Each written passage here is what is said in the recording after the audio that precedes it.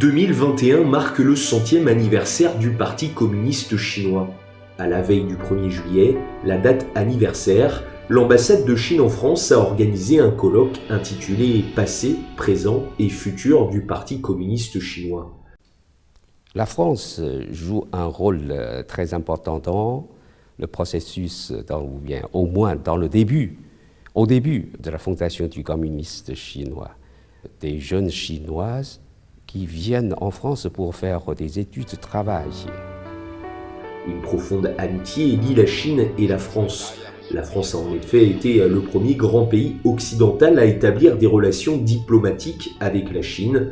Au siècle dernier, bon nombre de jeunes Chinois, témoins d'une Chine corrompue et décadente, étaient partis en Europe dans le cadre du mouvement Travail et Études, en quête de la voie du salut national et du peuple.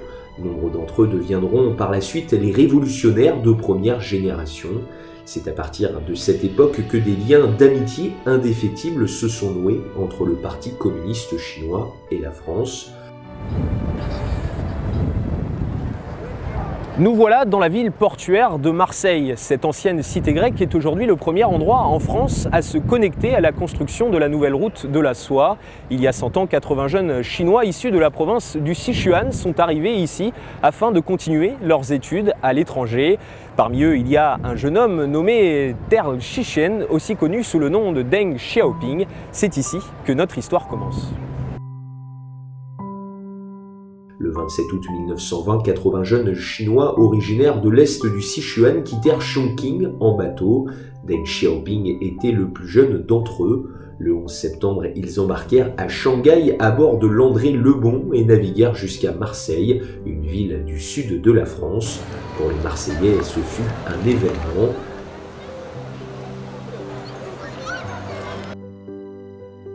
À l'époque, le Petit Marseillais écrivait « Il s'agit de 100 jeunes Chinois qui ont entre 15 et 25 ans. Ils sont en costume occidental et américain et portent des chapeaux à large bord et des souliers pointus. Debout à attendre sur l'André Lebon, ils semblent courtois et civilisés. »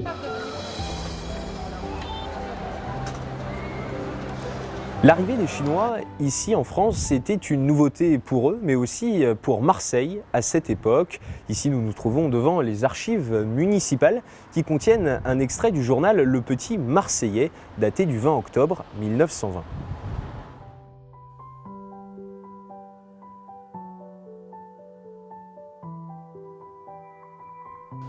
Après un court séjour à Marseille, Deng Xiaoping arriva directement à Paris. C'est au lycée Bayeux, à 200 km de la capitale française, qu'il entreprit des études.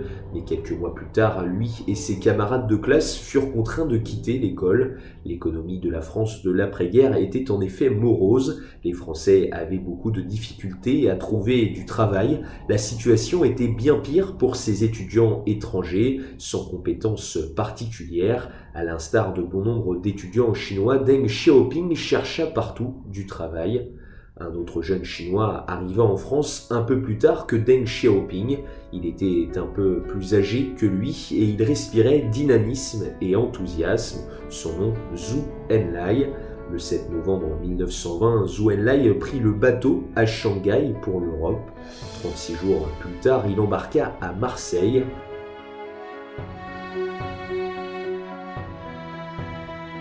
Au lieu de rester en France comme Deng Xiaoping, il gagna Londres et il observa la politique, l'économie et la vie du peuple. Il voyagea aussi dans les principales capitales des pays d'Europe occidentale pour observer et étudier. En 1922, après avoir opté pour le marxisme, il décida de s'installer provisoirement à Paris.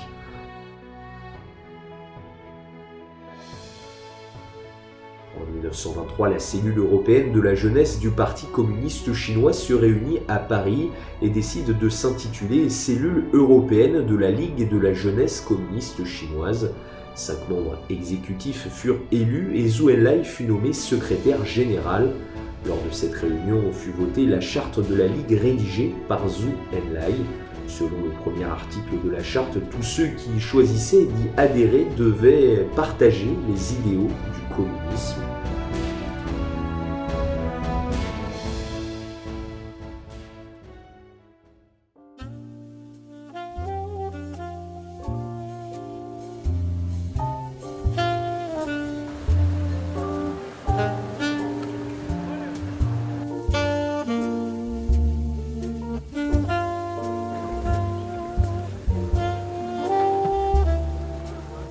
La France a une culture profonde concernant les cafés et les salons.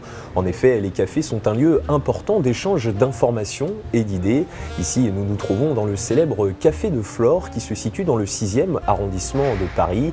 De célèbres personnalités y ont laissé leur empreinte, à l'image de Zhou Enlai qui venait souvent ici pour boire son café, lire des livres ou encore étudier, à l'image du célèbre philosophe français Jean-Paul Sartre.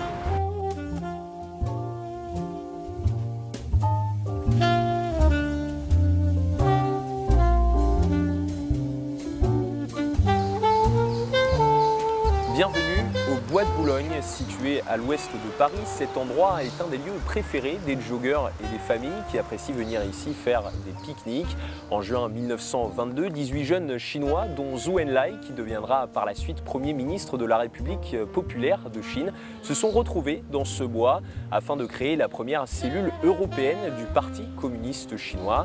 Par la suite, sous l'influence d'amis de confiance, Deng Xiaoping les rejoindra au sein de cette cellule européenne du PCC. Sur recommandation d'un ami, Deng Xiaoping arriva à Montargis, au sud-ouest de Paris. Il aimait s'y promener et discuter avec Zhao Xinyan et Yang Huofei. C'est sous l'influence de ces pionniers révolutionnaires qu'il choisit de lutter toute sa vie pour le communisme. Le mouvement Travail et Études le conforta dans son adhésion à l'idéal communiste. C'est ainsi que, animé par la même conviction, Deng Xiaoping fit la connaissance de Zhou Enlai.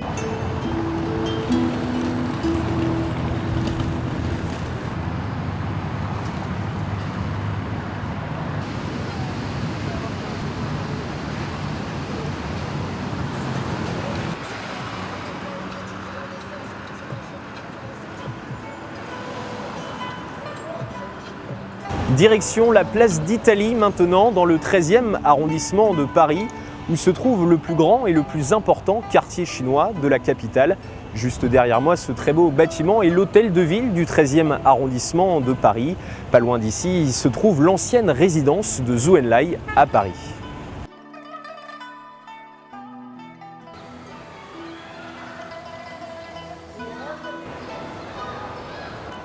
C'est ici que Zhou Enlai, le Premier ministre de la République populaire de Chine, s'est installé à Paris lors de son séjour de 1922 à 1924.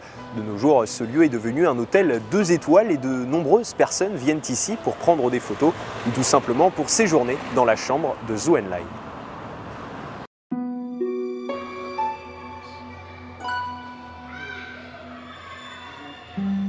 Situé au 15 rue Godefroy dans le 13e arrondissement de Paris, l'hôtel Neptune ne paye pas de mine, mais témoigne de la vie révolutionnaire du jeune Zhou Enlai pendant son séjour en France.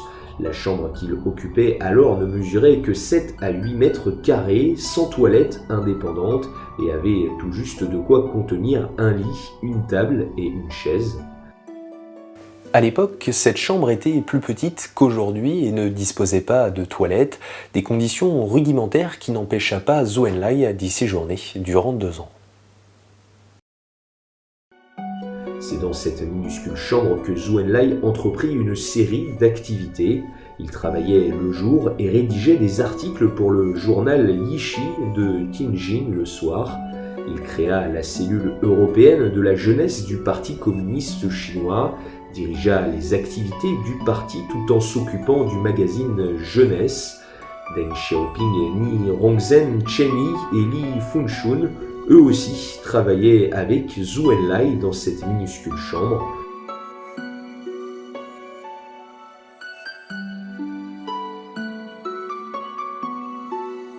Le jeune Deng Xiaoping était plein d'ardeur. Il se donna à fond dans le département d'imprimerie et ses vêtements étaient souvent tachés d'encre noire. On le surnommait docteur en impression.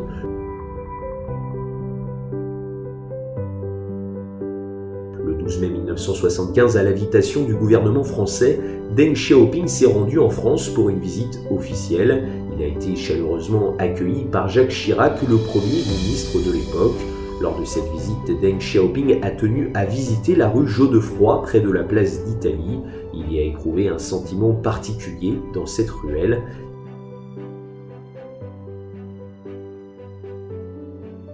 Il a même demandé à ceux qui l'accompagnaient de lui acheter un café. Il leur a dit qu'il avait habité ici et y prenait souvent un café.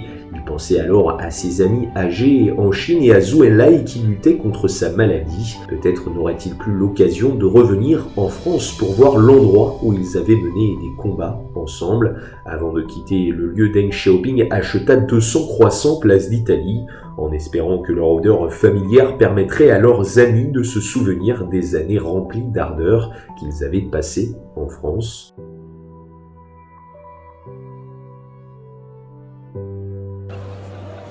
Le vieux Marseille est illuminé d'éclats de lumière.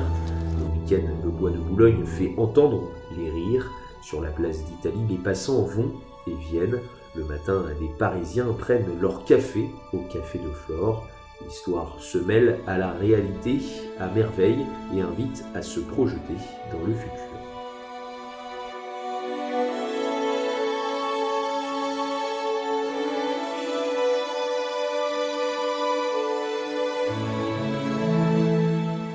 Je 真诚希望中法两国和两国人民在实现中国梦和法国梦的过程中相互理解、相互帮助，共同实现中法梦。 La France et la Chine peuvent se permettre de rêver ensemble.